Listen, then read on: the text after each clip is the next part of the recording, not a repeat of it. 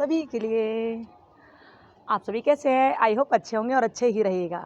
आप सभी का स्वागत है आपके अपने चैनल ज्ञान शिक्षा में।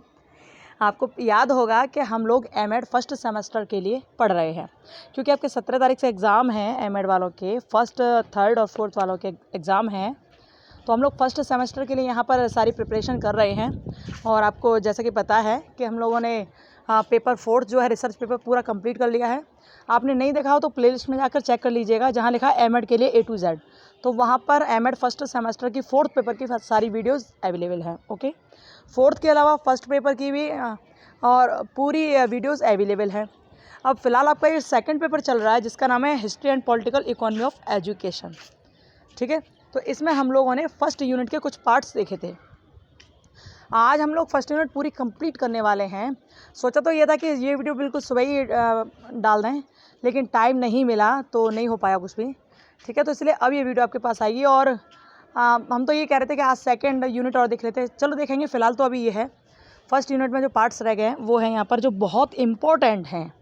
ठीक है, बहुत इंपॉर्टेंट पार्ट्स हैं ये, तो आप देखिएगा। और आपने अच्छी तरह से समझ लिया तो आप कैसा भी ऑब्जेक्टिव क्वेश्चन हो या थ्योरेटिकल हो, कुछ भी हो, आप आराम से कर ले जाओगे। ठीक है, आपको ये अब पता ही है वैसे तो कि आपका एमएड फर्स्ट सेमेस्टर जो है, आपके जो पेपर होने हैं फर्स्ट, थर्ड या फोर्थ के सेमेस्टर के, ऑब्जेक्टिव होंगे। ठीक है, टोटल 100 क्वेश्चन होंगे, 100 में से आपको कितने करना है? 50 करने हैं। ठीक है, तो चलो ये फ़िलहाल हम लोग ये एमएड फर्स्ट सेमेस्टर के लिए देख रहे हैं। सेकंड पेपर है ये। सेकंड की पहली यूनिट काफ़ी हद तक कंप्लीट हो चुकी थी, 2-4 इसमें टॉपिक रह गए हैं, वो हम देख लेते हैं क्या है। ठीक है, बढ़ते हैं आगे। और ये देख लीजिए एक बार इसको कि हिस्टोरिकल परसेप्टिव देख रहे हैं हम लोग। तो यहाँ तक हो चुका था ये। ठीक है, ये एंशिएंट इंडियन में जो यूनिवर्सिटी थी प्राचीन भारत में, वो देखेंगे। दूसरा historical background of emergency of Buddhism and Jainism देखेंगे। ठीक है, ये तो हम लोग अभी देखने वाले हैं।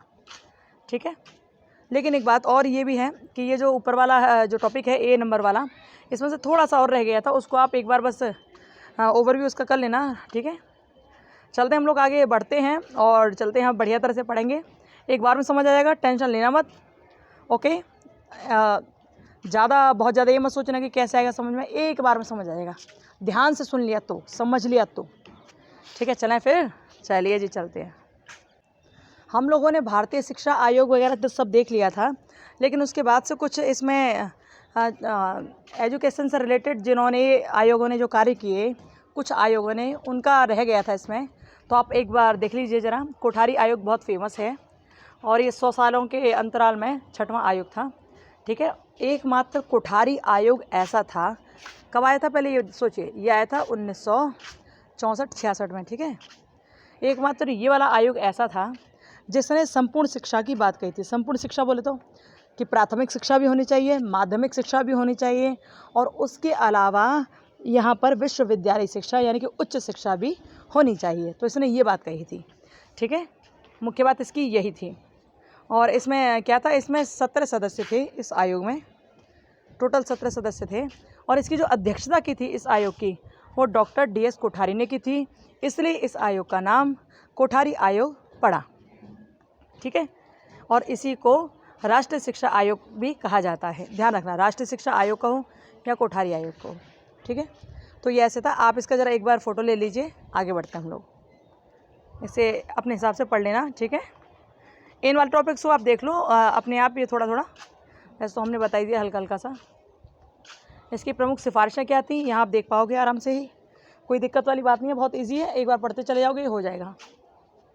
ओके, स्क्रीनशॉट जरूर लेते जाना, इनकी स्क्रीनशॉट बहुत आवश्यक है। ओके, बढ़ते हैं आगे।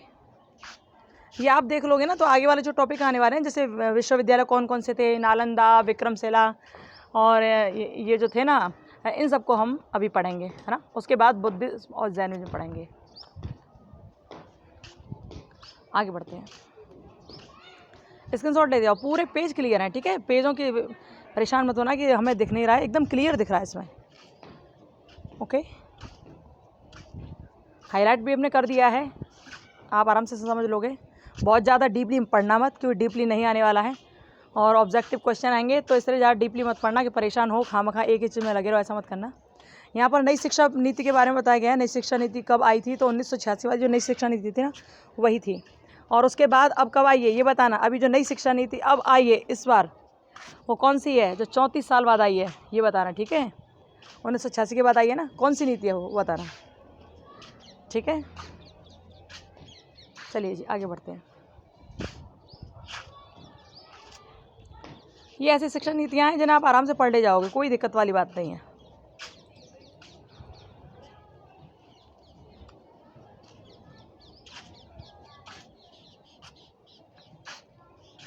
ठीक है, चलिए आगे बढ़ते हैं।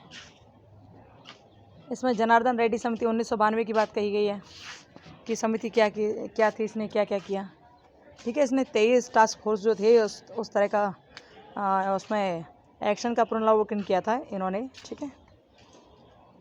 इनका जो एक्शन था उसमें 23 टास्क फोर्स थे, ठीक है।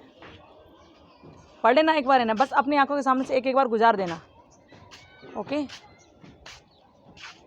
इसमें कुछ भी स्पेशल नहीं लगा, इसलिए यहाँ पर हाईलाइटेड नहीं है ये। वैसे तो हर लाइन स्पेशल है ही। अब देखिए ये आगे, भारत में शिक्षा के प्रजातांत्रिकरण से संबंधित संवैधानिक प्रावधानों की विवेचना, इसको भी एक बार पढ़ लेना। मतलब हम जो भेज रहे हैं आपको, जो दिखा रहे हैं, उसको एक एक बार अपनी आंखों के सामने से निकाल जरूर देना, ठीक है। सिर्फ एक एक बार, बहुत ज़्यादा की आवश्यकता नहीं है, वो निकाल देना। जो मुख्य मुख्य चीज़ है वो हम आपको खुद समझा रहे हैं, ओके। देख लीजिए NKC है ये, ओके। चलते हैं, यहाँ पर ये देखा है, इस ग्राफ को समझ लेना। ये जो चित्र दे रखा है इसको देख लेना एक बार कि राष्ट्रीय ज्ञान आयोग का जो संगठन है उसका अध्यक्ष कौन होता है, क्या होता है इसमें, ओके। सबसे ऊपर प्रधानमंत्री होते हैं, फिर ये निर्माण करवाते हैं इसका राष्ट्रीय ज्ञान आयोग का, फिर इसमें एक अध्यक्ष होता है, और यहाँ योजना आयोग, यहाँ मंत्रालय राज्य सदस्य होते हैं, सहकर्मी होते हैं, ठीक है। चलो जी बढ़ते हैं आगे। अब देखो यहाँ आता है दूसरा अध्याय इसका। दूसरे अध्याय में क्या है, यहाँ पर हम देखेंगे प्राचीन भारतीय विश्वविद्यालय। ये जो प्राचीन भारतीय विश्वविद्यालय है ना, ऐसे विश्वविद्यालय थे ये कि आज के टाइम में भी ऐसा कोई विश्वविद्यालय नहीं है अभी तक। जो पहले थे वो अभी तक ऐसे नहीं बन पाए। तो यहाँ पर 3 है मुख्य, तक्षशिला, नालंदा और विक्रमशिला। सबसे पहले तक्षशिला हम देखेंगे, क्योंकि तक्षशिला विश्व का सबसे पहला विश्वविद्यालय था, सबसे पहला विश्वविद्यालय। कुछ लोग कहते हैं अरे पहले कहाँ शिक्षा को महत्व देते थे। अरे भैया, पहले के बराबर शिक्षा को तो आज भी महत्व नहीं दिया जा रहा जितना पहले था। लेकिन पहले की जो शिक्षा थी ना, वो क्वालिटी थी उस शिक्षा में, वो क्वालिटी बेस्ड थी शिक्षा। आज के ज़माने में क्वालिटी बेस्ड नहीं है, आजकल में केवल डिग्री मिलती है, क्वालिटी खो गई बिल्कुल। हाँ, तो देखिए क्या था, एक बार इसे देख लीजिए। और इसके ऑब्जेक्टिव क्वेश्चन तो हम डाल ही चुके हैं ना, आप ये देखिए इसका डिस्क्रिप्टिव क्या है, था क्या इसमें। तक्षशिला रावलपिंडी के पश्चिम में 20 मील की दूरी पर स्थित था। प्राचीन भारत में शिक्षा का प्रमुख केंद्र था और गांधार प्रांत की राजधानी था। ध्यान रखना, तक्षशिला क्या थी, गांधार की राजधानी। कहाँ थी ये, रावलपिंडी के पश्चिम में, ओके, 20 किलोमीटर दूर पर। और जैसा कि हमने आपको कल बताया कि इसका जो निर्माण कराया था, इसका जो स्थापित कराया था ना, वो राजा भरत ने करवाया था इसको स्थापित। किसके नाम पर, अपने पुत्र तक्ष के नाम पर, ओके। यहाँ देखिए ये कब इसका निर्माण हुआ था, ये ध्यान रखना है। ये टॉपिक जो है, जो जहाँ जहाँ हाईलाइटेड है, इनको ध्यान रखना कि 6वीं शताब्दी में ईसा पूर्व में इसका निर्माण हुआ था तक्षशिला का। और एकमात्र यही था जो उच्च शिक्षा का केंद्र था, पूरे विश्व में इसकी ख्याति प्राप्त थी। उच्च शिक्षा के नाम पर यहाँ पर पूरी तरह से अच्छी शिक्षा दी जाती थी, ठीक है। और ऐसा था कि यहाँ पर ना सुदूर क्षेत्रों के लोग भी अध्ययन करने के लिए आते थे, चाहे वो राजगृह हो, चाहे वो मिथिला हो या उज्जैनी हो, वहाँ से भी विद्यार्थी आते थे अध्ययन करने के लिए। अच्छा, कुरु और कौशल देश जो थे वो अपने यहाँ के कुछ बच्चों को भेजा करते थे कि आप भी जाओ शिक्षा दीक्षा ग्रहण करो, क्योंकि वहाँ भी नहीं था कोई विद्यालय, तक्षशिला में ही सब जाया करते थे। जो कौशल देश का राजा था प्रसेनजीत, उसने भी तक्षशिला में ही अपनी शिक्षा दीक्षा ग्रहण की थी। अच्छा, आपने बहुत सुना होगा कि राज्यवैद्य जीवक हैं। तो भाई साहब, जीवक जो था ना, राज्यवैद्य जो जीवक था, उसने भी पूरे 6 साल तक वहीं रहकर, तक्षशिला में रहकर डॉक्टरी करी थी, ठीक है। मेडिसिन और सर्जरी के बारे में शिक्षा ग्रहण की थी। यहीं से कौटिल्य निकले, यहीं से पाणिनि निकले, यहीं से बड़े बड़े विद्वान निकल के गए। जो लोग कहते हैं कि अब हमने नई नई चीज़ों का आविष्कार कर लिया, विदेशों में कहते हैं यानी किस किस के आविष्कार कर लिए। अरे भैया ये भारत है, भारत में तो ऐसे ऐसे संत महात्मा हुए जिन्होंने बाँस के द्वारा नक्षत्रों की गति को बता दिया, तारों की गति को बता दिया कि तारे कैसे गति करते हैं। ऐसे ऐसे विद्वान हुए यहाँ पर। हाँ, तो इसमें देखिए मुख्य मुख्य चीज़ें क्या क्या हैं। सबसे पहले ध्यान रखना, 6ठी शताब्दी ईसा पूर्व में इसका निर्माण हुआ था। रावलपिंडी के पश्चिम में 20 मील दूरी पर स्थित है। राजा भरत ने अपने पुत्र के नाम पर इसका निर्माण किया था। यहाँ पर जीवक, चाणक्य, पाणिनि, इन सब ने यहाँ पर शिक्षा दीक्षा ग्रहण की थी। ठीक है। और अच्छा एक बात बताऊँ, ये तक्षशिला जो था ना, बहुत अच्छा विश्वविद्यालय था। लेकिन कहते हैं कि जब कुछ बहुत अच्छा चल रहा होता है ना, तो बहुत निकम्मे लोग ऐसे आ जाते हैं जो बर्बाद करना शुरू कर देते हैं। तो तक्षशिला में भी राजनीतिक उथल पुथल हुई थी, क्योंकि यहाँ विदेशी लोगों को पता चला कि बहुत अच्छा विद्यालय है, बहुत अच्छा स्टूडेंट रहते हैं, बहुत बुक्स हैं, बहुत किताबें हैं और अच्छी अच्छी चीज़ों का निर्माण वहाँ हुआ है। तो यहाँ पर भी अनेकों ने बार बार यहाँ आक्रमण किया, बार बार कोई ना कोई यहाँ आता रहा। देखिए 6ठी सदी में तक्षशिला पारसियों द्वारा जीतकर 6ठी सदी में पारसियों ने जीत लिया इस तक्षशिला को। फिर आगे टाइम बीता। 2री सदी में एंडो बैक्टीरियन ने जीत लिया। 1म सदी में सीथियनों ने जीत लिया। 1म सदी में फिर कुषाणों ने जीत लिया। 5वीं सदी में हूणों ने इसे अपने आधिपत्य में ले लिया। 5वीं सदी में तो इस तरह हुआ। ईसा पूर्व में और ईसवी में अंतर होता है, ध्यान रखना। ठीक है, तो ये क्या क्या है वो ध्यान रखना। अच्छा, अब एक बात और आपको बताऊं, जब पारसियों ने इसको जीता था ना तक्षशिला को, तो पारसियों की एक लिपि थी जिसे कहते थे खरोष्टी लिपि। पारसियों की लिपि थी, इसका नाम क्या था? खरोष्टी लिपि। तो ये खरोष्टी लिपि जो थी ना, इसने खरोष्टी लिपि ने अपना यहाँ हमारे यहाँ पर थोड़ा अपना कहते ना कि अपना प्रभाव छोड़ा, क्योंकि पारसी यहाँ पर रहे तो उन्होंने प्रभाव छोड़ा अपना, और हमारी जो राष्ट्रीय ब्राह्मी लिपि थी उसको बदल दिया, परिवर्तित कर दिया, है ना। फिर क्या हुआ? सीथियन, कुषाण और ये सब यहाँ पर आते रहे, लेकिन इनका कोई साहित्य नहीं था। सीथियन का और कुषाणों का कोई साहित्य नहीं था, कोई बुक नहीं थी, इसलिए ये अपने साहित्य और संस्कृति का प्रतीक हम लोगों के ऊपर नहीं छोड़ पाए कुछ भी। और जो एंडो बैक्टीरियन थे उनकी ग्रीक सभ्यता थी बहुत फेमस। ये आप ध्यान रखना कि पारसियों की खरोष्टी लिपि थी जिन्होंने हमारी ब्राह्मी लिपि को परिवर्तित कर दिया, और जो एंडो बैक्टीरियन थे उनकी ग्रीक लिपि थी, ग्रीक सभ्यता की थी ना वो। ठीक है, उन्होंने भी 1 शताब्दी तक वो यहाँ पर रहे, ऐसा हुआ। और क्या, इन्होंने अपनी जो शिल्प कला थी, वो साहित्य की शिक्षा इन्होंने ग्रीकों ने भी यहाँ अपनी ग्रीक भाषा में रखी, और इन्होंने सिक्का ढलाई, मूर्ति कला, ग्रीक मूर्ति कला, इस सब का प्रशिक्षण दिया। तो जब एंडो बैक्टीरियन की बात की जाए तो एंडो बैक्टीरियन का मतलब है ग्रीक सभ्यता, और इस सभ्यता में ही ग्रीक प्रशासन, राजकीय पद, सिक्का ढलाई और ग्रीक मूर्ति कला, ये सब, और शिल्प कला, ये सब ग्रीक से यहाँ पर रखा गया, सीखा गया। आगे देखिए, ये जो था ना मुख्य रूप से औपचारिक केंद्र था, औपचारिक शिक्षा दी जाती थी विद्यालय में, और यहाँ पर अनेक प्रकार के बड़े बड़े विद्वान आचार्य पढ़ाते थे, बड़े बड़े विद्वान, जिनमें आग्नेय ऋषि बहुत प्रमुख थे जो आयुर्वेद की शिक्षा देते थे। अच्छा, यहाँ पर कहते हैं कि 500 छात्र थे, ऐसा कहते हैं, लेकिन उनको व्यक्तिगत रूप से शिक्षा दी भी जाती थी, और पर यह था कि कोई स्पेशल तरह से नहीं था उसमें भी। यहाँ देखिए, बच्चों को शिक्षा देने के लिए टीचर तो थे ही, आचार्य तो थे ही, लेकिन जो ज्येष्ठता के क्रम में बच्चे आगे थे, यानी कि जैसे स्टूडेंट हैं, किसी ने आप में से किसी ने बीएससी 3rd ईयर कर लिया है, या किसी ने बीएड कर लिया। अब आप जो बीएड वाले हैं तो आप टीचर के सन्निकट हो गए। अब आपको ही काम सौंप दिया जाएगा कि भैया आप ऐसा करो कि बीएड 1st ईयर वालों को पढ़ा दो। तो इस तरह से ज्येष्ठता के आधार पर विद्यार्थियों की नियुक्ति हो जाती थी कि आप किससे जो छोटे विद्यार्थी हैं आप उन्हें पढ़ाएं, तो वो भी टीचर ही माने जाते थे। ज्येष्ठ छात्र हुआ करते थे वो टीचर माने जाते थे। ठीक है, और क्या था यहाँ पर देखिए, यहाँ 500 छात्र रहते थे, जहाँ तक कथाएं बताती हैं कि 500 छात्र रहते थे। और क्या था, यहाँ धनुर्विद्या और सारी चीज़ सिखाई जाती थी। ठीक है, एक शिक्षक के पास लगभग 20 छात्रों को यहाँ स्वीकार किया गया है। ओके, यह सारी चीज़ें लिखी हुई हैं। अच्छा, एक बात, मुख्य बात कि यहाँ पर प्रवेश की आयु की क्या होती थी, तो प्रवेश की जो मुख्य आयु थी ना 16 वर्ष थी। तक्षशिला में प्रवेश की न्यूनतम आयु थी कि आपको भैया 16 वर्ष का होना पड़ेगा, उसके बाद ही आप तक्षशिला में प्रवेश कर पाओगे, क्योंकि उच्च शिक्षा का केंद्र था, उच्च शिक्षा दी जाती ना यहाँ। और यहाँ पर सब जाति के लोग पढ़ाई करने आ सकते थे, केवल चांडाल को छोड़कर। चांडाल को छोड़कर। आगे भी आप यही पाओगे कि चांडाल को छोड़कर बाकी सबको शिक्षा का अधिकार था वहाँ। तो ये तो रही कि प्रवेश कैसे होता था, किस किस का होता था। 16 वर्ष की न्यूनतम आयु चाहिए थी और चांडाल को छोड़कर बाकी सब लोग यहाँ शिक्षा दीक्षा ग्रहण करने आ सकते थे।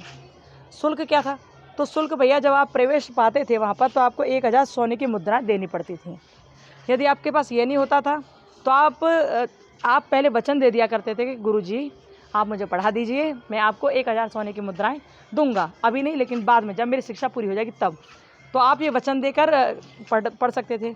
यदि आपके पास पहले भी मुद्रा नहीं है, बाद में भी नहीं होंगी, तो आप क्या करते थे? गुरु सेवा किया करते थे। गुरु सेवा में आपको क्या करना होता था? गुरु जी के घर के काम भी होते थे, हाँ, गुरु के चरण भी दबाने होते थे, बहुत सारे काम होते थे जो गुरु सेवा में आप करते थे। तो गुरु जी आपकी फ़ीस वहन किया करते थे। गुरु जी आपके बदले की फ़ीस, आपकी पढ़ाई की फ़ीस गुरु जी दिया करते थे, ठीक है, ऐसा होता था। पाठ्यक्रम कैसा होता था? तो पाठ्यक्रम में भैया बड़े बड़ी उच्च शिक्षा दी जाती थी। यहाँ पर तक्षशिला में केवल उच्च शिक्षा प्रदान की जाती थी और यहाँ छात्र किसी विषय में विशेष योग्यता प्राप्त करने के लिए ही आते थे, केवल उच्च शिक्षा थी। और जैसे आपको किसी का स्पेशलिस्ट बनना है तब लोग यहाँ आते थे शिक्षा ग्रहण करने के लिए। और स्पेशलिस्ट में आप किस किस के बन सकते थे? ज्योतिष के, नक्षत्र विद्या के, तीनों वेदों के, व्याकरण के, दर्शन, सर्जरी, धनुर्विद्या, इन सारी चीज़ों के आप स्पेशलिस्ट बन सकते थे। ये था सारा पाठ्यक्रम में, करिकुलम में। ओके, शिक्षण सत्र कब तक चलता था, कैसे चलता था? तो देखिए शिक्षण सत्र जो था इसमें समय के लिए कोई पाबंदी नहीं थी। समय के बारे में कुछ नहीं बताया गया इसमें कि कितने समय चलता था। बस ये कहा जाता सुबह शाम दोनों टाइम चलता था। सुबह वो लोग पढ़ते थे जो फीस जमा करते थे स्टार्टिंग में ही, जैसे 1000 रुपये भर दिए, अपना सोने की मुद्रा भर दी, तो आप अब पढ़ोगे, या फिर आपने वचन दे दिया कि हम दे देंगे पूरा पैसा, आप हमें पढ़ा दो, तो उनको भी उनकी पढ़ाई सुबह होती थी। लेकिन जो छात्र फीस देने में असमर्थ थे और केवल गुरु की सेवा पर ही यहाँ पर पढ़ाई लिखाई कर रहे थे, तो उनके लिए तो केवल रात का समय, उनको रात का समय मिलता था पढ़ने के लिए। अच्छा, उस पढ़ाई के अलावा वो लोग क्या करते थे? वो चाहें जब गुरु से प्रश्न तो पूछ सकते थे, लेकिन पढ़ नहीं सकते थे, रात में ही वो पढ़ते थे, ठीक है। अनुशासन बहुत बढ़िया था। पूरा ब्रह्मचर्य व्रत का पालन करो, जब तक हो ब्रह्मचर्य व्रत का पालन करो, जीवन को नियंत्रित रखो, और भोजन और आवास की व्यवस्था गुरुजी किया करते थे, ठीक है। लेकिन कुछ जो पैसे वाले शिष्य वहाँ पढ़ते थे, जैसे बहुत राजाओं के राजकुमार भी पढ़ते थे, तो उनके भोजन और आवास की व्यवस्था वो लोग स्वयं करते थे, ठीक है। यहाँ सारी चीज़ें हैं, आप देख लीजिएगा। अच्छा, वहाँ पर जो जीवक था, जीवक जो राज्य वैद्य थे, वो एक ऐसे विद्यार्थी थे जो ये चाहते थे कि मुझे मेडिसिन की शिक्षा प्राप्त हो, मैं एक वैद्य बनूं। तब उनसे उनके गुरुओं ने कहा कि वैद्य तो हम तुमको बना देंगे, लेकिन तुम्हें एक परीक्षा देनी होगी। परीक्षा कैसी? कि आपका जो विद्यालय है उसके 15 मील दूर तक जितनी भी औषधियाँ लगी हुई हैं, 15 मील दूर तक, आप उन सब औषधियों को लेकर आओगे, उनका मुआयना करोगे और उन सब औषधियों का, उन वनस्पतियों का, उनका गुण बखान करोगे हमारे सामने। यानी कि 15 मील के बीच में जितनी भी औषधियाँ हैं, जितनी वनस्पतियाँ हैं, सबका आप गुणों का वर्णन हमारे सामने करोगे कि उसमें क्या क्या है, कैसी कैसी, सब कुछ। तो गुरु लोग तो ये सोच रहे थे कि जीवक नहीं कर पाएंगे, लेकिन जीवक ने कर दिखाया और तभी से जीवक हो गए बहुत बड़े राज्य वैद्य, जीवक हो गए बहुत बड़े वैद्य, ठीक है। आगे चलते हैं, स्क्रीनशॉट लेते जाओ। ओके, चलो यहाँ देखिए। तो ये तक्षशिला, अब इतना जब सब कुछ सही था, अनुशासन अच्छा था, पढ़ाई बढ़िया थी, सब कुछ बढ़िया लग रहा था, तो फिर ख़त्म कैसे हुआ? ये तक्षशिला ख़त्म क्यों हुआ, क्या कारण हुआ? तो देखो, ऐसा होता है कि जब सब कुछ सही चल रहा था तो 1000 वर्षों तक ये बढ़िया चलता रहा, ठीक है। 6वीं शताब्दी में बना और 5वीं शताब्दी तक बढ़िया चला, खूब, कोई दिक्कत नहीं। लेकिन ऐसा हुआ कि जैसे कुषाण शासन का अंत हुआ, तो फिर कुषाण शासन के अंत होते ही तक्षशिला का पराभव, यानी कि इसका ख़त्म होना शुरू होता गया, ठीक है। कहते हैं कि जब चीनी यात्री फाहियान, जब 410 में चीनी यात्री फाहियान वहाँ पर आया तक्षशिला, तो उसने कुछ भी नहीं देखा, उसने कुछ नहीं पाया कि यहाँ कभी विद्यालय हुआ भी करता था। 410 में आया था वो, उसने कुछ नहीं पाया यहाँ फाहियान ने, ठीक है। उसका कोई शैक्षणिक महत्व रह ही नहीं गया था तक्षशिला का उस टाइम तक, क्योंकि नष्ट कैसे हुआ ये हमेशा ध्यान रखना। कोई ना कोई आक्रांता बाहर से आया है, मध्य एशिया से आया, कोई मुस्लिम संप्रदाय के लोगों ने ही हमारे यहाँ की संस्कृति, सभ्यता, सबका नाश किया है। इसमें किसी को बुरा मानने वाली कोई बात नहीं है, लेकिन वास्तविकता यही है कि जो बाहर से आक्रांता आए बाबर टाइप के लोग आए, कभी बख्तियार खिलजी आया, कभी कोई आया, कभी कोई आया, इन्होंने नाश कर दिया हमारे देश का, हमारे देश की सभ्यता का, संस्कृति का। ऐसा किया। अब ये सुनकर ये मत बोलना कि मैम्स सेकुलर हो रही हैं। नहीं नहीं, सेकुलर नहीं हो रहे हम, ये वास्तविकता है। इन्होंने रेड मार के रख दी हमारे देश की। तो अब यहाँ देखिए क्या हुआ, यहाँ पर बुरा कोई मत मानना, लेकिन जो वास्तविकता है वही कही जाएगी। तो इसका प्रभाव कैसे हुआ? 5वीं शताब्दी में के मध्य में हूणों के सरदार तोमरण के पुत्र मेहरकुल ने आक्रमण कर इसे लूटा और जलाकर नष्ट कर दिया। 629 में जब हेनसोंग ने इस शहर का भ्रमण किया तो ये अपनी भव्यता और महत्व को खो चुका था। ठीक है, 5वीं शताब्दी की बात है ये। किसने किया? हूणों के सरदार तोमरण का पुत्र था मेहरकुल, उसने किया। किसको? तक्षशिला को। ठीक है, कैसे पता चला? क्योंकि बहुतों ने बताया। और हेनसोंग जब यहाँ आया था ना 629 में, तब तो ये बिल्कुल था ही नहीं, कुछ यहाँ मिला ही नहीं, पूरी तरह खो चुका था भव्यता को। अब आता है जो दूसरा विश्वविद्यालय, उसे कहते हैं नालंदा। नालंदा जैसा विश्वविद्यालय तो शायद ही मुश्किल बने, इतना बेहतरीन विश्वविद्यालय था ये नालंदा। देखते जाओ क्या क्या था इसमें। ये पटना के दक्षिण पूर्व में स्थित 55 मील दूरी पर स्थित था। नालंदा प्राचीन शिक्षा का प्रसिद्ध केंद्र था। और ये इसलिए प्रसिद्ध था नालंदा क्योंकि यहाँ पर जो महात्मा बुद्ध थे ना, महात्मा बुद्ध के प्रिय शिष्य सारिपुत्र पैदा हुए थे यहीं पर नालंदा में, इसलिए ये जगह बहुत फेमस थी। सम्राट अशोक ने इस स्थल को देखा कि यहाँ पर महात्मा बुद्ध के शिष्य का जन्म हुआ था। तो जो सम्राट अशोक थे वो तो महात्मा बुद्ध की शिक्षा दीक्षा से बहुत प्रभावित थे ही। उन्होंने तो अपने बच्चों को भी भारत से बाहर भेजा था बुद्ध की शिक्षा को फैलाने के लिए चारों तरफ, है ना। तो जब अशोक ने देखा, सम्राट अशोक ने देखा कि महात्मा बुद्ध के शिष्य का यहाँ जन्म हुआ है नालंदा में, तो क्यों ना यहाँ पर कुछ बनवा दिया जाए, क्यों ना बनवा दिया जाए। तब सम्राट अशोक ने एक कमरा का निर्माण कराया वहीं नालंदा में ही, और फिर उसी से विश्वविद्यालय बनना शुरू हो गया। तो स्टार्टिंग किसने की? सम्राट अशोक ने। यदि कहा जाए नालंदा का संस्थापक कौन है, तो सम्राट अशोक थे। ठीक है, सन 450 ईस्वी के लगभग यह शिक्षा का प्रसिद्ध केंद्र बन गया। 410 ईस्वी में जब फाहियान ने इस स्थान का भ्रमण किया था तो उसने इसके शैक्षिक महत्व का उल्लेख नहीं किया। मतलब ये है कि 410 में जब फाहियान आया था यहाँ तक्षशिला को देखने, तो ना तो उसे तक्षशिला मिला सही से और ना उसे नालंदा मिला। ठीक है, तो कुल मिलाकर ये कि ये बना कब? ये बना 450 में। जो 450 के बाद आएगा उसी को तो मिलेगा नालंदा। तो हुआ क्या कि फाहियान ने इसका उल्लेख नहीं किया। मतलब ये था कि उस टाइम ये प्रगति पर था ही नहीं कुछ भी। आगे देखिए, बाद में गुप्त वंशीय राजाओं के सहयोग से इसको प्रगति प्राप्त हुई। और जो कुमारगुप्त प्रथम था 415 से 455 AD में, जो कुमारगुप्त प्रथम था उसने यहाँ पर कई भवनों का निर्माण कराया, एक नहीं अनेक भवनों का निर्माण कराया। और उसके अलावा भी जो तथागत गुप्त थे, नरसिंह गुप्त थे और बुद्ध गुप्त थे, इन्होंने भी एक एक मठ का निर्माण कराया था। जैसे 7वीं शताब्दी हुई ना, और 7वीं शताब्दी में लगभग 629 में हेनसोंग जब यहाँ पर आया, इंडिया में आया, नालंदा के पास आया, तो उसने इस नालंदा विद्यालय का बहुत बढ़िया तरह से बढ़ा चढ़ाकर वर्णन किया और ये कहा कि नालंदा जैसा विश्वविद्यालय तो हो ही नहीं सकता। हेनसोंग कब आया था? 629 में, ध्यान रखना। ठीक है, 629 ईस्वी में आया था वो यहाँ पर। उसने बहुत वर्णन किया। चीनी यात्री था हेनसोंग, और इससे ये प्राप्त होता है, इससे हम लोग समझ पा रहे हैं कि जब यहाँ पर आया वो हेनसोंग और जब उसने वर्णन किया नालंदा विश्वविद्यालय की ख्याति का, सुंदरता से बखान किया, तो उसका मतलब ये है कि 7वीं शताब्दी में ये नालंदा विश्वविद्यालय अपने चरमोत्कर्ष पर था, बहुत ख्याति प्राप्त कर चुका था। इसका मतलब ये है। ठीक है, अब देखिए यहाँ पर क्या क्या है, कैसा था ये विद्यालय, इसको हम लोग एक नज़र में देख पाएंगे। ठीक है, तो इसका विद्यालय का जो भवन था ना, 1 मील लंबाई में और आधा मील चौड़ाई में फैला हुआ था। 1 मील लंबाई समझते हो, बहुत लंबाई, यानी 1.5 किलोमीटर लगभग। 1 मील लंबाई में और आधा मील चौड़ाई में फैला हुआ था। केंद्रीय विद्यालय में बड़े बड़े भवन थे। इसमें जो हम बोल रहे हैं ना, उसका आप इमेजिनेशन करना। ठीक है, इमेज बनाना अपने माइंड में उसकी। नालंदा विद्यालय था 1 मील लंबाई में और आधा मील चौड़ाई में फैला हुआ था। बड़े बड़े इसमें भवन थे, बड़े बड़े कमरे थे। इसमें कहते हैं कि 300 छोटे कमरे थे अध्यापन के लिए, और बड़े बड़े भी कमरे इसमें हुआ करते थे। जो विद्यालय भवन थे ना, कई मंजिल ऊंचे थे, एक मंजिल कई मंजिल ऊंचे थे।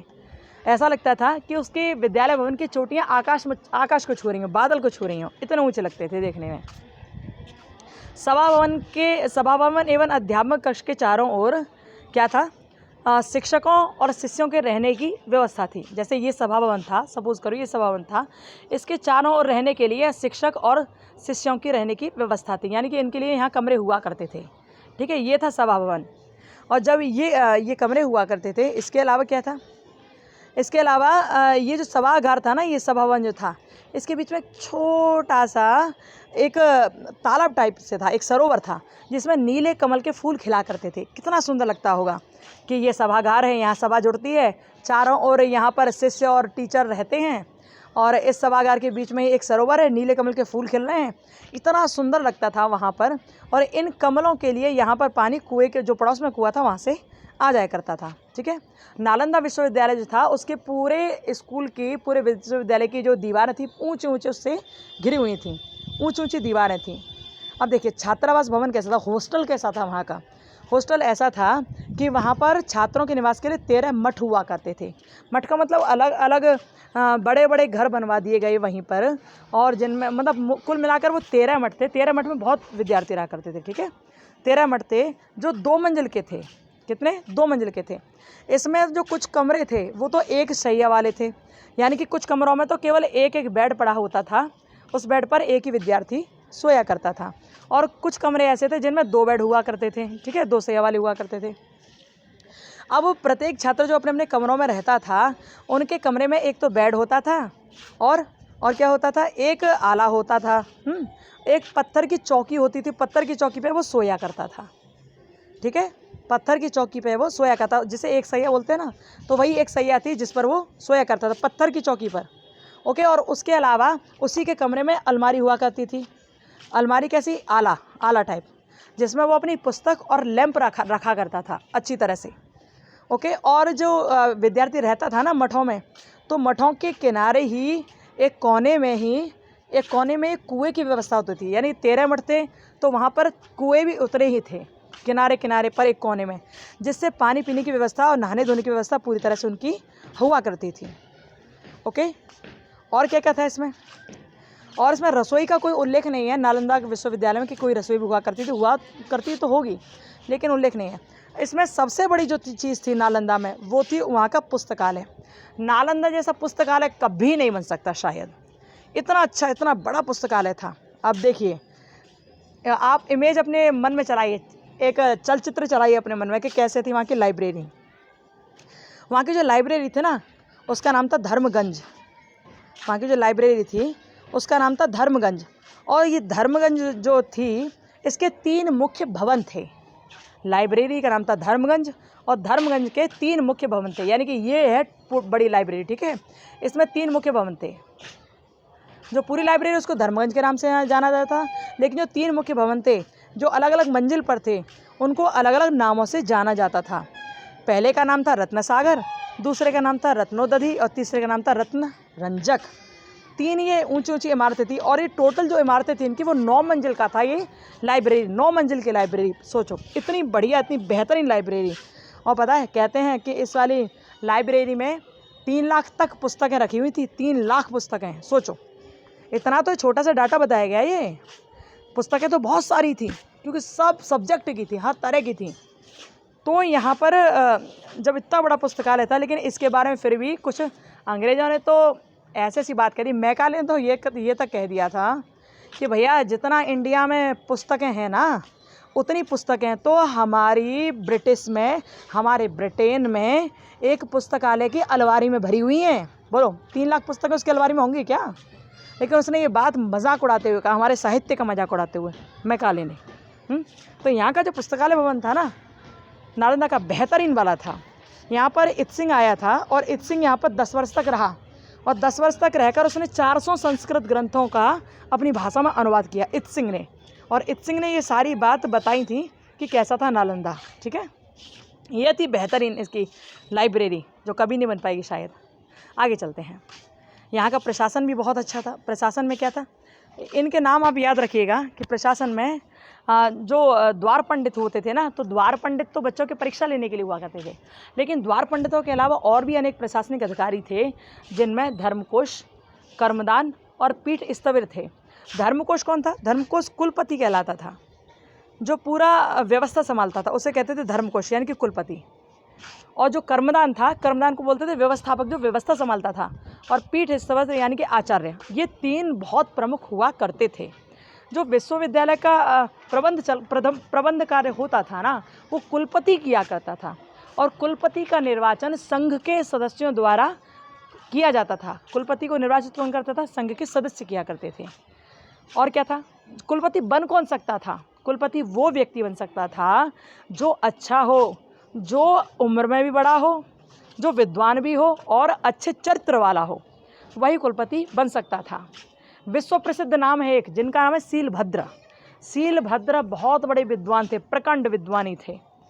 और जब हेन त्सवांग यहाँ पर आया था ना 629 में भ्रमण करने के लिए हमारे देश का, हमारे यहाँ की सभ्यता का, संस्कृति का, तो उसने देखा कि यहाँ पर सीलभद्र हैं जो बहुत विश्वविख्यात हैं अपनी विद्वता के लिए। तो इस समय कुलपति सीलभद्र ही थे जब हेन त्सवांग यहाँ पर आया था तब।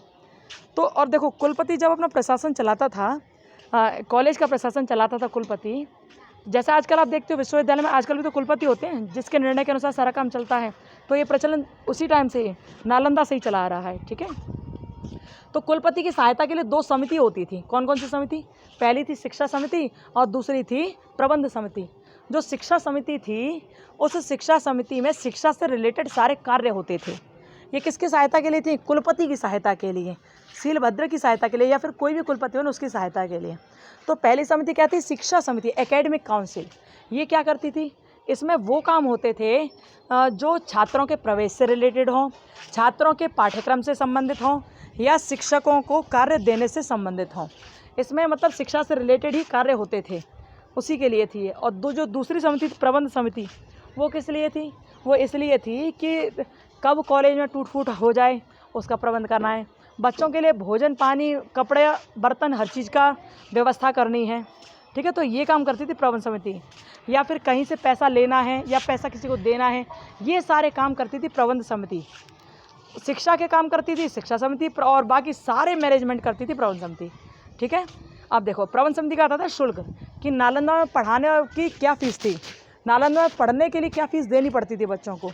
तो देखिए, यहाँ पर निःशुल्क शिक्षा दी जाती थी, यहाँ पर निःशुल्क शिक्षा दी जाती थी। अब भैया निःशुल्क शिक्षा दी जाती है तो फिर एक बात बताओ कि पैसा आता कहाँ से है वहाँ के लिए? पैसा भी तो कहीं से आता होगा नालंदा में, क्योंकि बच्चों को फ्री शिक्षा दे रहे हैं तो पैसा भी तो कहीं से आता होगा। तो पैसा यहाँ से आता था कि जो नालंदा विश्वविद्यालय था ना, उसके आसपास 200 गांव लगे हुए थे, और वो जो 200 गांव थे ना, वो नालंदा को दान दिया करते थे। कोई बर्तन, कोई कपड़े, कोई पैसा, कोई अनाज, कोई कुछ दे रहा है, ठीक है। तो जो 200 गांव थे वो खूब दान दिया करते थे। तो 200 गांव की आमदनी प्राप्त थी नालंदा को, जिससे वो चला करता था, जिससे सारा काम बच्चों का हुआ करता था। उसके अलावा और जो आसपास के राजा महाराजा हुआ करते थे, या बस्ती वाले गांव वाले हुआ करते थे, वो बड़े प्यार से, बड़े खुशी के साथ नालंदा विश्वविद्यालय को दान दिया करते थे, क्योंकि उनके बच्चे पढ़ते थे, क्योंकि उन्हें लगता था कि हाँ, ये लोग अच्छा काम कर रहे हैं, तो वहाँ से दान आता था। अच्छा, बच्चों का प्रवेश कैसे मिलता था? तो यहाँ प्रवेश की जो न्यूनतम आयु थी वो 20 वर्ष थी। तक्षशिला में थी 16 वर्ष और यहाँ थी 20 वर्ष, ठीक है। और परीक्षा के इनको प्रवेश कैसे मिलता था कि एक तो तुम्हारी आयु 20 वर्ष हो, दूसरा तुम्हें यहाँ पढ़ने के लिए एंट्रेंस टेस्ट पास करना पड़ेगा, प्रवेश परीक्षा देनी पड़ेगी।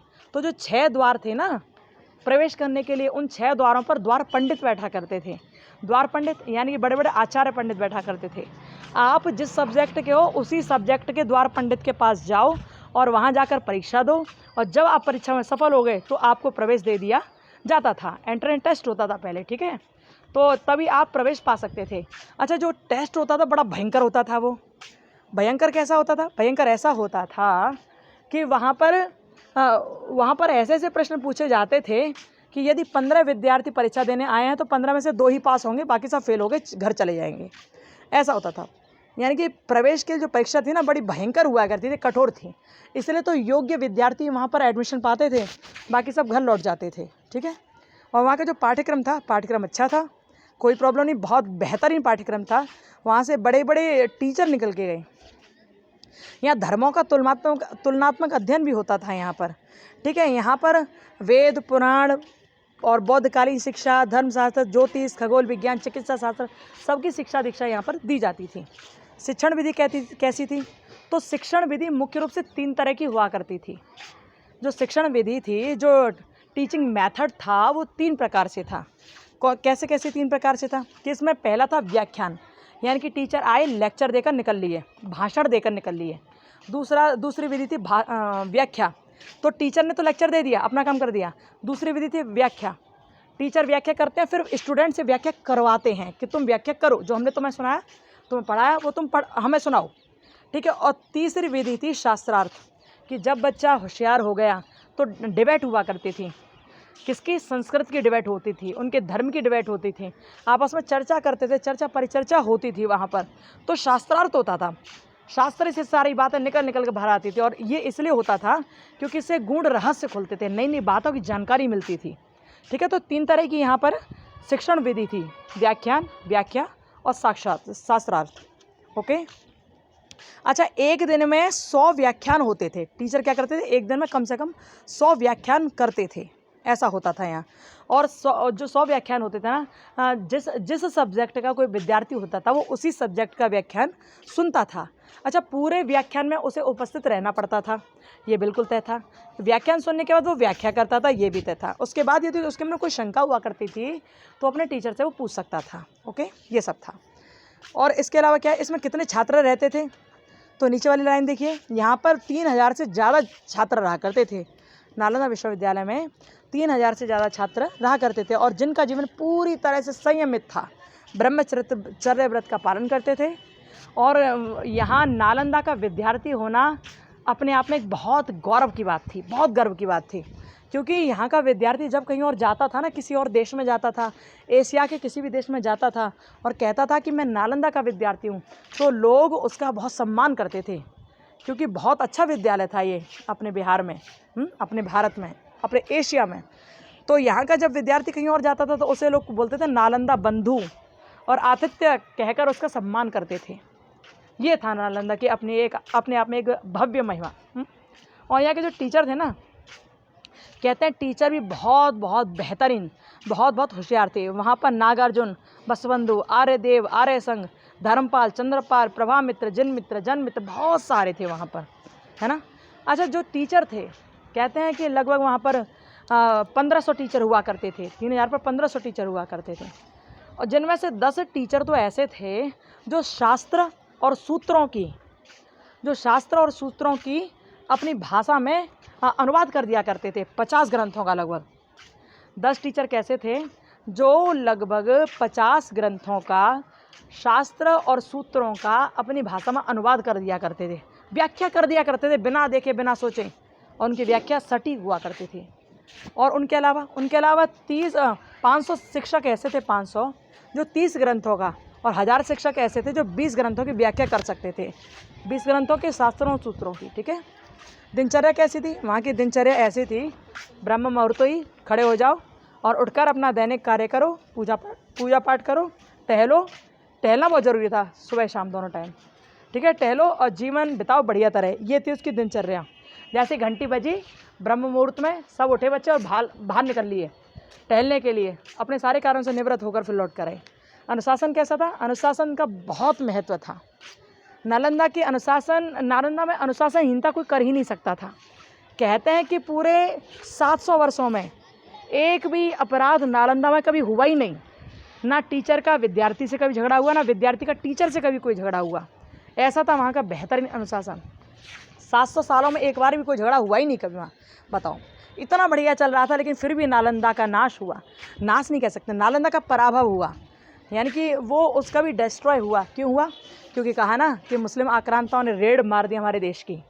जब बढ़िया सब कुछ चल रहा था ना, तो मुसलमानों को ये रास नहीं आया, यहाँ पर उन्हें ये सब चीज़ रास नहीं आई।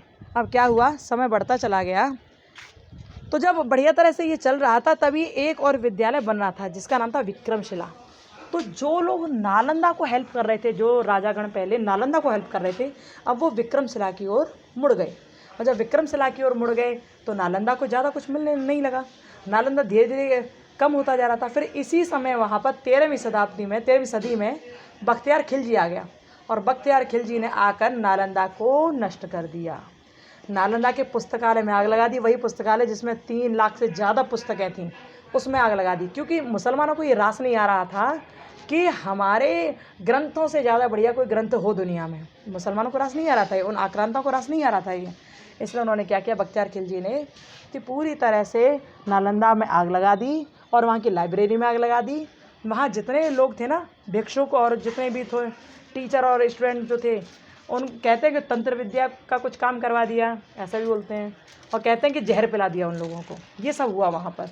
इस तरह से इतना अच्छा नालंदा मिट्टी में मिल गया और उसे कोई बचा नहीं पाया। दुख हुआ ना सुनकर, बहुत दुख हुआ। आगे चलते हैं। नालंदा का प्रभाव हो गया। अब आया विक्रमशिला। जो विक्रमशिला था ना, वो कहाँ था? ये भी अपने भारत की एक शान है। शान है नहीं, शान था, क्योंकि अच्छी चीज़ों को रहने नहीं दिया निकम्मों ने। जो विक्रमशिला था वो मगध में गंगा तट पर पहाड़ी के ऊपर स्थित था। इसका निर्माण पाल वंश के राजा धर्मपाल ने कराया था। ध्यान रखना है, प्रश्न एक नहीं 100 बार पूछा गया कम से कम कि इसका निर्माण विक्रमशिला का निर्माण किसने कराया था? धर्मपाल ने कराया था। कब कराया था? ये धर्मपाल रहा था 775 AD में। तो 775 AD ने 8वीं शताब्दी के उत्तरार्ध में इसका निर्माण कराया था। किसने? धर्मपाल ने। और 12वीं सदी के अंत तक यह विश्वविद्यालय शिक्षा का प्रमुख केंद्र रहा।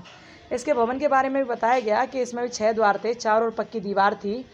इसका भवन कैसा था? इसमें 100 मंदिर और मठ हुआ करते थे। किसमें? विक्रमशिला में। 4 और पक्की दीवार थी इसके 6 द्वार थे। द्वारों पर द्वार पंडित बैठा करते थे। और क्या था? भवन जो था ना, भवन के बीच में ही एक भगवान बुद्ध की बहुत बड़ी मूर्ति हुआ करती थी। भगवान बुद्ध की बहुत बड़ी मूर्ति थी वहाँ पर। और वहीं 108 मठ और मंदिर थे। पुस्तकालय कैसा था? पुस्तकालय यहाँ का भी बहुत समृद्ध था। यहाँ पर अनेक प्रकार के बौद्ध ग्रंथ थे जिनका तिब्बती भाषा में अनुवाद भी किया गया। सैकड़ों लेखकों की इसमें हजारों अलभ्य पुस्तकें थीं। ऐसी पुस्तकें जो कभी नहीं मिल सकती दोबारा लौटकर। कहते हैं कि यहाँ से बहुत सारी पुस्तकें हैं, मतलब नालंदा से भी जो बहुत बड़े बड़े ग्रंथ थे ना, तो विदेशी उठा कर यहाँ से ले गए। चाइनीज़ ले गए, कुछ तिब्बती लोग ले गए, यहाँ से लंका वाले लोग ले गए, और बड़े बड़े ईरान यानी कहाँ से लोग आए और यहाँ की पुस्तकों को यहाँ से उठा के ले गए। तभी तो आपने देखा है ना, अपने धर्म का प्रचार प्रसार, अपने आयुर्वेद का प्रचार प्रसार विदेशों में हुआ, बहुत दूर दूर तक हुआ है। क्यों हुआ है? क्योंकि यहाँ की शिक्षा दीक्षा को वो लोग दूर तक ले गए, यहाँ की पुस्तकों को वो लोग चुरा कर ले गए, उठा कर ले गए। ऐसा हुआ है ना, तभी तो फैला ये सब कुछ। चलो आगे देखते हैं। तो आगे देखिए, आगे और क्या है? आगे देखिए, आगे क्या हुआ इसमें। आपने देखा कि यहाँ पर द्वार पंडित भी परीक्षा लेते थे बच्चों की, इस तरह होता था। अच्छा, यहाँ का वित्त व्यवस्था क्या थी यहाँ पे? जैसे आपने देखा कि नालंदा का जो आय चलती थी, आय कहाँ से आती थी? 200 गांव की वहाँ पर दान मिलता था। 200 गांव लगे हुए थे ना नालंदा से, तो वही दान करते थे, बड़े प्यार से देते थे। लेकिन यहाँ विक्रमशिला में क्या होता था, जो पालवंशी राजा थे ना, जैसे धर्मपाल, कुमारपाल, ये जो थे, ये लोग दान देते थे विक्रमशिला को चलाने के लिए। ठीक है। और छात्रों का प्रवेश कैसे होता था? वही जिसमें 6 द्वार थे, द्वार पंडित वहाँ बैठे रहते थे, बच्चों की प्रवेश परीक्षा होती थी, ये सारी चीज़ वहाँ पर होती थी। पाठ्यक्रम कैसा था? करिकुलम कैसा था? वहाँ पर बौद्ध धर्म, वैदिक धर्म, कर्मकांड, तर्कशास्त्र, भाषा, साहित्य, व्याकरण, सारी चीज़ मिलती थी, शिक्षा दी जाती थी सबकी। लेकिन एक बात ध्यान रखना कि विक्रमशिला में जो शिक्षा थी ना, विक्रमशिला का जो पाठ्यक्रम था ना, वो नालंदा की तरह नहीं था। नालंदा का पाठ्यक्रम अपने आप में अद्भुत था, बहुत बड़ा था, बहुत बड़ा, बहुत विस्तृत। लेकिन विक्रमशिला का इतना बड़ा नहीं था। ठीक है। और क्या शिक्षण व्यवस्था कैसी थी? बड़े बड़े कक्ष थे, एक बड़े बड़े कक्षों में बैठकर पढ़ाई होती थी। यहाँ पर सेल्फ स्टडी भी होती थी। ओके। शिक्षक कैसे थे? यहाँ पर जो भिक्षुक होते थे ना, जो भिक्षुक कार्य करते थे, वही शिक्षक हुआ करते थे। 108 भिक्षुक शिक्षण कार्य करते थे यहाँ पर। और इस विश्वविद्यालय में रत्न वज्र, कृष्ण वज्र, लीला वज्र, दीपांकर, इस तरह के टीचर्स थे, बोधिभद्र वगैरह ना। शिक्षार्थी कैसे थे? शिक्षार्थी यानी कि स्टूडेंट कितने थे? स्टूडेंट इसमें 3000 छात्र थे। ऐसा कहते हैं कि 12वीं शताब्दी में इसमें 3000 छात्र थे। और यहाँ पर अपने भारतीय छात्रों के अलावा विदेशों से भी छात्र आते थे। जैसे नालंदा में तो बहुत दूर दूर के आते थे, तो यहाँ पर भी विदेशों से छात्र आते थे। तिब्बत से घनिष्ठ संबंध था, इस वजह से तिब्बत के लोग यहाँ पर आते थे और वहाँ इनको विशेष सुविधाएं मिलती थी। भिक्षुओं के लिए पैनल द्वारा मौखिक परीक्षा होती थी। पैनल कैसा? जैसे 7-8 लोगों की कमेटी बिठा दी और फिर सामने जो आया है भिक्षुक यानी टीचर का पहले जो कमेटी थी वो परीक्षा लेती थी कि तुम इस योग्य हो या नहीं हो। हम देखते ना कि तुम बच्चों को पढ़ा पाओगे नहीं पढ़ा पाओगे, तो पहले टीचर की परीक्षा लेते थे। पर्सनैलिटी टेस्ट होता है, यानी कि इंटरव्यू हुआ तो होता था, उसके बाद उन्हें पढ़ाने के लिए भेजा जाता था कि ठीक है आप पढ़ाओ विक्रमशिला में। और जो सफल हो जाया करता था भिक्षुक, यानी कि जो टीचर इंटरव्यू में पास हो जाया करता था, तो उसको जो पाल नरेश हुआ करते थे, पाल वंश के जो राजा हुआ करते थे, वो उपाधियाँ दिया करते थे, पदवियाँ दिया करते थे उन्हें। ठीक है, ठीक है, ये सब होता था। अच्छा, ये सब यहाँ भी अच्छा था, लेकिन फिर विक्रमशिला का पराभव कैसे हुआ, विक्रमशिला का नष्ट कैसे हुआ, विक्रमशिला कैसे हुआ ये सब कुछ? तो ऐसे हुआ कि जो कुतुबुद्दीन ऐबक था ना, जो 1206 में यहाँ पर दिल्ली पर आक्रमण किया था और यहाँ का राजा गौरी को बना दिया था उसने। तो जो कुतुबुद्दीन ऐबक था ना, वैसे तो कुतुबुद्दीन ऐबक भी फिर राजा यहाँ बन बैठा, क्योंकि गौरी ने उसको अपना राज्य दे दिया कि तू यहाँ रहे, मैं तो जा रहा हूँ यहाँ से, तो वही राजा बन बैठा। तो कुतुबुद्दीन ऐबक ने दिल्ली के राज्य पर बैठते ही क्या किया कि 1203 में उसने अपने बख्तियार खिलजी को भेजा, जो उसका सेनापति था। कुतुबुद्दीन ऐबक का सेनापति था बख्तियार खिलजी। इसी बख्तियार खिलजी ने, इस निकम्मे ने आकर इसी विक्रमशिला विश्वविद्यालय को ख़त्म कर दिया। इसने फिर से पुस्तकालय को जला दिया और शिक्षकों को मरवा दिया। इसी बख्तियार खिलजी ने तो नालंदा को ख़त्म किया था और इसने कर दिया यहाँ विक्रमशिला ख़त्म, ऐसा कहते हैं। ठीक है, तो ये सब कहानी हुई विद्यालय के ऊपर। आई होप आपको बहुत अच्छी तरह समझ आया होगा। ओके, आगे बढ़ते हैं। अब यहाँ आता है बौद्ध धर्म का उद्भव कैसे हुआ और जैन धर्म कैसे चला। देखो, हमने यहाँ जो भी कुछ था पूरा हाईलाइट कर दिया है, आप बड़े आराम से समझ ले जाओगे। आप बस स्क्रीनशॉट लेते जाओ, आगे बढ़ते जाओ। ठीक है, बौद्ध धर्म क्या था, कैसे था, कोई समझने वाली इसमें बहुत ज़्यादा बात नहीं है। क्या क्या हुआ था हमने सब यहाँ हाईलाइट कर दिया है कि जो बौद्ध दर्शन है भारत में उत्पन्न हुआ, भारत में प्रकट हुआ। जो बौद्ध थे, यानी कि जो भगवान बुद्ध थे, उनके पिता का नाम शुद्धोधन था। शुद्धोधन शाक्य गणराज्य के गणाधिपति थे। और इनका बुद्ध का बचपन का नाम सिद्धार्थ था, है ना। और इनके यहाँ सारी चीज़ रखी हुई है, सब लिखा हुआ है। इनके 4 आर्य सत्य थे, अष्टांगिक मार्ग के बारे में इन्होंने बताया, और कहाँ कहाँ पर इनके 4 आर्य सत्य काम आए, कौन कौन सी इनकी शाखाएँ थी बौद्ध धर्म की, कैसे कैसे शाखाएँ बटी, क्या क्या हुआ, सब यहाँ पर हाईलाइटेड है। तो प्लीज़ आप इसका स्क्रीनशॉट ले लीजिए। नहीं समझ आया तो आप कमेंट बॉक्स में कमेंट करना, हम आपको सारी चीज़ बताएंगे। ठीक है, आगे बढ़ते हैं। स्क्रीनशॉट लीजिए, इसका हाईलाइटेड पॉइंट को पढ़ना है, आपको सब समझ आ जाएगा बढ़िया तरह से। आगे बढ़ते हैं। ये देखिए, यहाँ हमने सारा पढ़ के हाईलाइट कर दिया है, जिससे कि आपको पूरा नहीं पढ़ना पड़े, जो मुख्य मुख्य वही आपको पढ़ना पड़े। ऐसे थे भगवान बुद्ध कि जिन्होंने 6 वर्ष की तपस्या की, और 6 वर्ष की तपस्या में भगवान को पा लिया, बोले तो निर्वाण को पा लिया, मोक्ष की प्राप्ति कर ली। ऐसे थे वो। आगे चलें, चलिए। ये देखिए, ये इनके अष्टांगिक मार्ग है। अच्छा, एक बात आपको बताऊं, जैन धर्म और बौद्ध धर्म में एक विशेष अंतर था। जैन धर्म में बौद्ध धर्म में एक विशेष अंतर था। समानता तो बहुत सारी थी, लेकिन अंतर एक विशेष था कि जो बौद्ध थे, जो बौद्ध धर्म को मानने वाले लोग थे या भगवान बुद्ध थे, वो आत्मा को नहीं मानते थे कभी भी। वो कहते थे ना तो भगवान है कहीं भी, ना तो कहीं भगवान है, ना कहीं आत्मा है। हर व्यक्ति अपने कर्मों के बंधन में बंधा हुआ, जैसे कर्म करते हैं वैसा फल मिलता है। तो इन्होंने भगवान और आत्मा दोनों की सत्ता को इन्होंने सिरे से नकार दिया कि है ही नहीं कोई।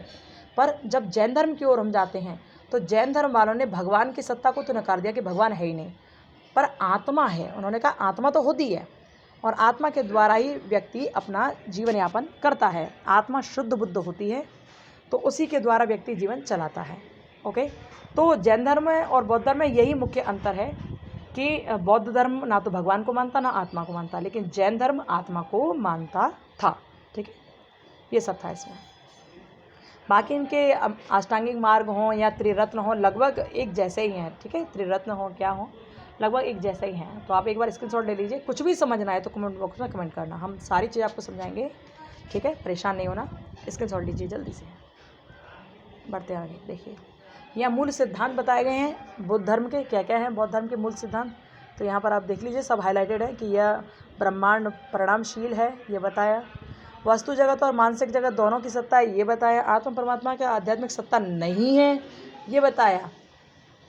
देख रहे हैं, अभी हाईलाइटेड है सब आप आराम से पढ़ लेना। ठीक है, बढ़ते हैं। अब 4 आर्य सत्य कौन कौन से थे इनकी, ये बताएगा कि सबसे पहले बुद्ध ने क्या क्या देखा कि दुख है, ये संसार दुखमय है। देखा ना, दुख है, दुख समुदाय है, फिर दुख निरोध है। यानी कि जब दुख का समुदाय है तो दुख को काटने का निराकरण भी होगा ना, दुख को दूर करने का निराकरण भी होगा। जो निराकरण है तो वो मार्ग बतलाया चौथे आर्य सत्य में कि मार्ग क्या है। मार्ग है अष्टांगिक मार्ग। 4 चीज़ थी, दुख है, दुख समुदाय है, दुख निरोध है और एक मार्ग है। तो ये चारों चीज़ थी, यही 4 आर्य सत्य कहलाए। ठीक है, ये 4 आर्य सत्यों को यहाँ पर विस्तार से वर्णन किया गया है। आप बड़े ध्यान से देख लीजिएगा, कोई दिक्कत नहीं आएगी, बहुत ईजी है। और जो एक मुख्य बात थी, इन्होंने मुख्य बात ये कही थी कि जो तृष्णा है ना, तृष्णा के द्वारा ही व्यक्ति हर तरह के दुख को भोगता है, दुखों को भोगता है। इसलिए तृष्णा को सुधार कर रखे वो तो ज़्यादा उचित है। यहाँ देखिए, अब यहाँ निर्वाण के लाभ बताए इन्होंने। ये नीचे आप देख पा रहे हो, निर्वाण के लाभ बताए इन्होंने। आप देख लीजिएगा, जो भी नहीं समझ आए तो आप कमेंट करना। आगे बढ़ते हम लोग, आप इसका स्क्रीनशॉट लीजिए, बढ़ते हैं।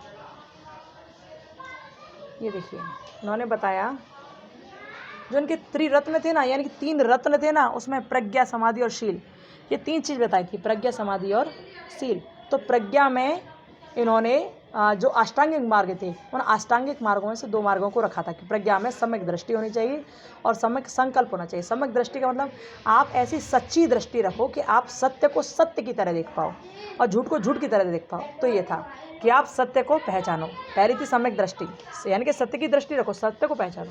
दूसरा था सम्यक संकल्प, यानी कि जब आप सत्य को देख लोगे तो आप उस सत्य पर चलने की कोशिश करो, यानी कि सत्य की मार्ग पर चलने का संकल्प ले लो। तो ये क्या था, ये सम्यक संकल्प था।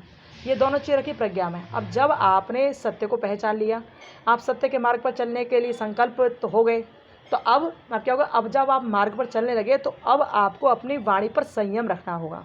सम्यक वाक, यानी कि वाणी पर संयम रखो। पहले आप अपनी बातों को तौलो, उसके बाद बोलो। यानी कि आपकी बातें लिमिटेड होनी चाहिए, बकवास नहीं होनी चाहिए। आप बातें वही बोलो जो वास्तव में सही हो। और जब आप वास्तव में बातें सही बोलोगे तो फिर नंबर आएगा सम्यक कर्मांत का। यानी कि सम्यक कर्मांत बोले तो आप अच्छे कर्म करो। फिर जब आप सही बोलोगे तो फिर आप सही कर्म भी करने में लिप्त हो जाओ। और जब आपके सम्यक कर्म होंगे ना, सही कर्म होंगे ना, तो आपका जीवन भी बढ़ियाता रहे चलेगा। यानी सम्यक आजीव। सम्यक आजीव में क्या है कि आपने कर्म बढ़िया कर लिए, तो कर्म बढ़िया तो कर लिए, लेकिन आपको जीवन यापन करना। कुछ लोग क्या करते हैं कि ये जो सम्यक आजीव लिखा है ना, इसका अंदर जीवन यापन करना। तो जीवन यापन आप कैसे करोगे? आपने अच्छे कर्म किए हैं, अच्छे कर्म ही करते रहिए और अच्छे कर्मों के द्वारा अपना जीवन को चलाइए। आजीविका ऐसी ग्रहण कीजिए कि वो आजीविका किसी को मार पीट कर या हिंसा करके नहीं हो। आजीविका आपके सुंदर कर्मों से बने। ठीक है, तो ये 3 चीज़ें, सम्यक वाक, सम्यक कर्मांत और सम्यक आजीव, ये शील में रखा। प्रज्ञा में क्या रखा था? सम्यक दृष्टि और सम्यक संकल्प। शील में रखा सम्यक वाक, सम्यक कर्मांत और सम्यक आजीव।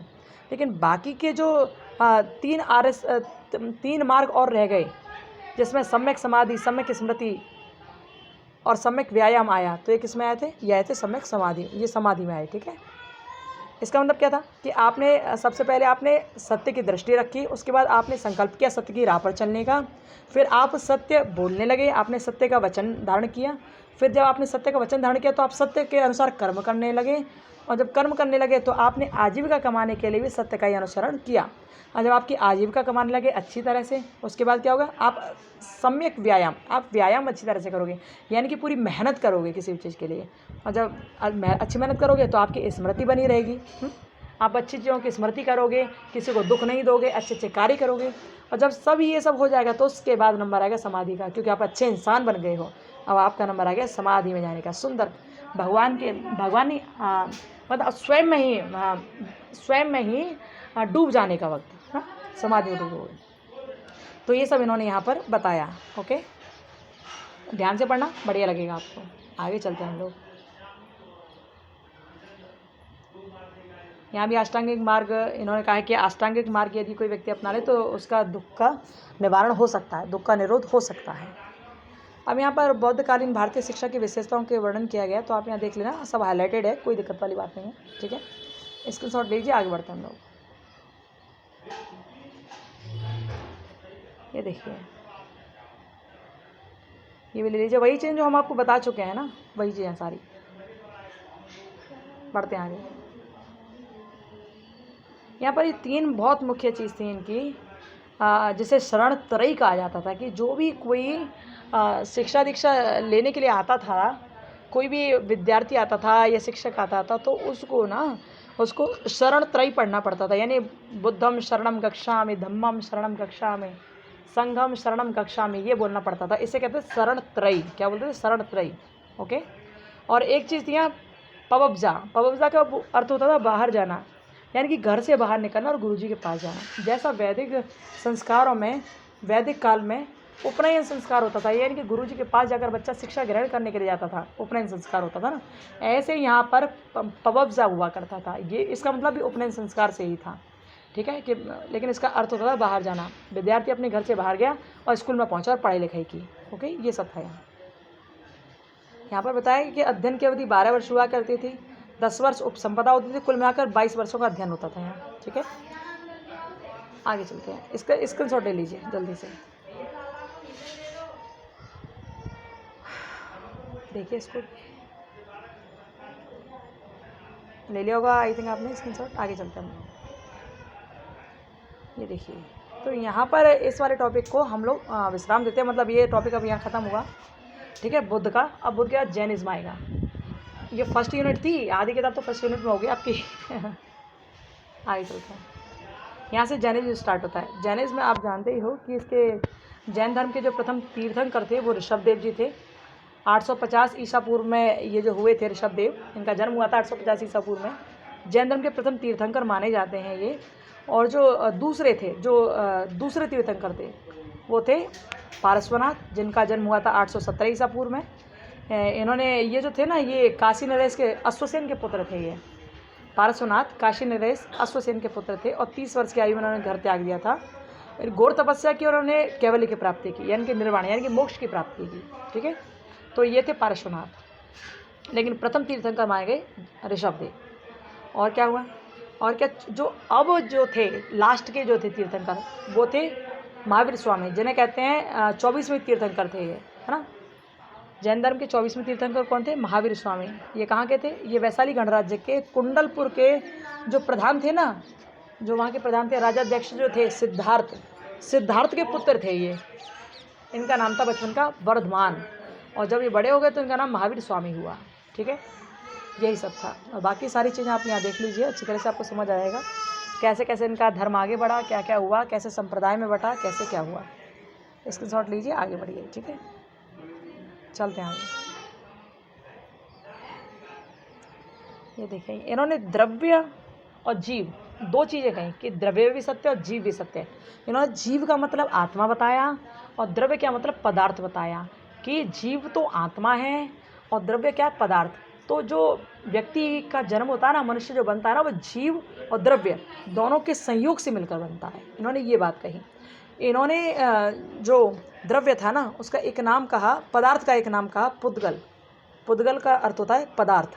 ठीक है, इन्होंने ये कहा कि पदार्थ यानी कि पुद्गल है, और पदार्थ से निर्माण होता है व्यक्ति का। ओके, चलिए चलते हैं। अरे लिखा हो गया, हाईलाइटेड है सारे पॉइंट्स, देख लीजिएगा। अब इनकी तर्क मीमांसा, ज्ञान मीमांसा और मूल्य मीमांसा, आचार मीमांसा, ये सारी चीज़ें लिखी हुई हैं यहाँ पर, आप देख लीजिएगा। सब हाईलाइट है, सब आपको एक बार में समझ आ जाएगा। ठीक है, इन्होंने सियादवाद का सिद्धांत भी दिया था, इनके मानने वालों ने भी। क्या था इसका मतलब, सब लिखा हुआ है। ओके, कुछ भी नहीं समझ आए तो आप पूछ लीजिएगा। आगे बढ़ते हैं हम लोग। देखिए, यहाँ जैन धर्म के मूल सिद्धांत बताए गए हैं, ये भी हमने हाईलाइटेड कर दिए हैं। जो आपको पढ़ना है हाईलाइटेड है पूरा, बहुत ज़्यादा डीपली नहीं पढ़ना है। ठीक है, ऑब्जेक्टिव होगा पेपर, तो जो हाईलाइटेड वो ज़रूर पढ़ लेना। ओके, पढ़ें, आगे चलते हैं। इन्होंने ये जरूर बताया कि यदि आपको एक अच्छा विद्वान बनना है, यदि आपको एक अच्छा सन्यासी बनना है, अच्छा भिक्षुक बनना है, तो आपको 5 महाव्रतों का पालन करना पड़ेगा और 4 कषायों को छोड़ना पड़ेगा। 5 महाव्रत क्या थे? सत्य, अहिंसा, अस्तेय, अपरिग्रह और ब्रह्मचर्य। ये 5 महाव्रत आपको धारण करने पड़ेंगे। और जो 4 कषाय थे ना, वो क्या थे? क्रोध, लोभ, मोह और अभिमान, इनका त्याग करना पड़ेगा। यानी कि 4 कषायों को छोड़ना पड़ेगा और 5 महाव्रतों को आपको धारण करना पड़ेगा, तब आप सन्यासी बन पाओगे, इन्होंने ये कहा। ओके, चलो जी आगे बढ़ते हैं। यहाँ देखिए सारे सत्य हैं इनके, और क्या क्या इनकी वैदिक इनकी क्या क्या शिक्षाएँ थी जैनिज़्म की, वो सब यहाँ दे रखी हैं। इन्होंने आत्मा को शुद्ध बुद्ध कहा और यूँ कहा कि आत्मा के द्वारा ही व्यक्ति जन्म मरण लेता और कर्म इसमें प्रधान है। तो जैसे कि मैंने आपको बताया कि जैनिज़्म में आत्मा को माना गया है, लेकिन बुद्धिज़्म में आत्मा को नहीं माना गया। अच्छा, बुद्धिज़्म में आत्मा को बिल्कुल तो माना नहीं गया, लेकिन फिर भी मोक्ष की बात कही गई और मोक्ष को वहाँ निर्वाण कहा। बुद्धिज़्म में मोक्ष को निर्वाण नाम दिया, लेकिन यहाँ पर जैनिज़्म में मोक्ष को कैवल्य नाम दिया। क्या दिया? कैवल्य। ओके, पढ़ लीजिए ध्यान से, आगे चलते हैं हम लोग से। ये देखिए, अब जैन दर्शन के शैक्षिक विचार क्या क्या थे, तो यहाँ पर सब लिखा है। शिक्षा के उद्देश्य क्या थे, शिक्षा का संप्रत्यय क्या था, है ना। तो वही बात जो हमें आपको समझा कर आए, सम्यक ज्ञान, सम्यक दर्शन, ये सारी चीज़ें वही है। चलो जी, बढ़े आगे। चलिए, ये देखिए शिक्षा की पाठ्यचर्या क्या होती थी, यहाँ ही सब दे रखा है कि व्यवहार सूत्र में सारे वर्णन किया गया है। इसमें इतना जरूर है कि जो जैन आगम थे ना, उनमें 72 कलाओं का वर्णन था। 72 कलाओं का, कोई कुछ भी चयन कर सकता था। ठीक है, चलिए। अनुशासन कैसा था, शिक्षक कैसे थे, शिक्षार्थी कैसे थे, यहाँ सब लिखा हुआ है।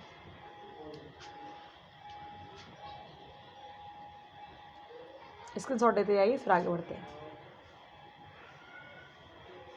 अब जैन दर्शन से शिक्षा को क्या लाभ हुआ, वो यहाँ दे रखा है, इसे और पढ़ लेना।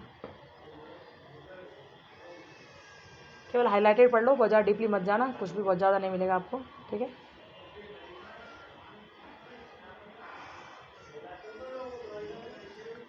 तो यहाँ पर आपका ये जो पेपर है, इसकी फर्स्ट यूनिट फिनिश होती है।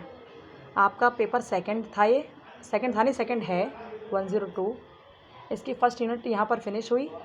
हम लोगों ने पूरी यूनिट देख ली। अब सेकंड यूनिट अभी तो टाइम नहीं है, देखते टाइम मिला तो रात तक सेकंड वीडियो हम लोग यहाँ भेजेंगे सेकंड यूनिट की, लेकिन देखते कोशिश करते एक आधा अध्याय हो जाए तो ज़्यादा अच्छा है।